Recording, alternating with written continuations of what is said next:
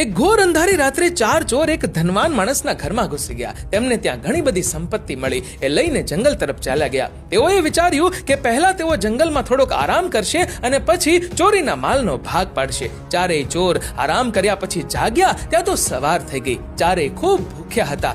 2 ચોર જમવાનું લેવા નજીકના શહેરમાં ગયા. રસ્તામાં તેમના મનમાં એક વિચાર આવ્યો કે કોઈક રીતે તેઓ જંગલમાં બેઠેલા 2 ચોરને મારી નાખે ને તો બધામાં 2 જ ભાગ પડે. બંનેએ જમવાનું લઈ લીધું, એમાં ઝેર ભેળવી દીધું. બીજી બાજુ જંગલમાં બેઠેલા 2 ચોરોના ઈરાદા પણ બગડ્યા. તેઓએ પણ જમવાનું લેવા ગયેલા 2 ચોરોને મારી નાખવાનું વિચાર્યું. તેમણે એ 2 મિત્રોને કહ્યું કે આવો હાથ મોં ધોઈને પછી જમવા બેસીએ.